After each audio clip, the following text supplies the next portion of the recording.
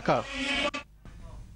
জামাত শিবিরকে প্রতিহত করতে রাষ্ট্রের পক্ষ থেকে সর্বশক্তি নিয়োগ করা হবে বলে জানিয়েছেন স্বরাষ্ট্রমন্ত্রী মহিউদ্দিন খান আলমগীর।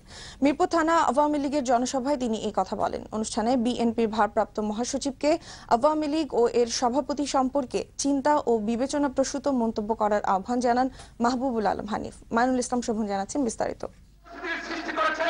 জামাত শিবিরের নৈরাজ্যের প্রতিবাদে আয়োজিত এই সমাবেশে আওয়ামী লীগের যুগ্ম সাধারণ সম্পাদক মাহবুবুল আলম হানিফ বলেন, যুদ্ধাপরাধীদের বাঁচাতে জামাত সারা দেশে নৈরাজ্য করলেও এসব করে তারা যুদ্ধাপরাধীদের বাঁচাতে পারবে না। তিনি অভিযোগ করেন, তারেক রহমান ও কোকো দুর্নীতির সাথে জড়িত, এটা প্রমাণিত। তাই বেগম জিয়ার পুত্রদের পক্ষ নিয়ে বক্তৃতা না দিতে বিএনপি নেতাদের প্রতি আহ্বান জানান তিনি।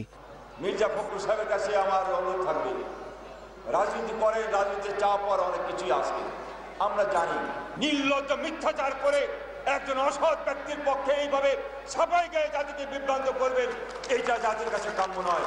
অনুষ্ঠানে স্বরাষ্ট্রমন্ত্রী মহিউদ্দিন খান আলমগীর অভিযোগ করেন, বিএনপির ছত্রছায়ায় সারা দেশে নৈরাজ্য চালাচ্ছে জামাত। তাই জামাত শিবিরের অপতৎপরতা রুখে দিতে প্রশাসনের পাশাপাশি দলীয় নেতাকর্মীদের প্রতি আহ্বান জানান তিনি। এই জামাত শিবির তাদের দুর্বৃত্ত দিয়ে কয়েকটি খণ্ড মিছিল করতে অবস্থা চালিয়েছিল।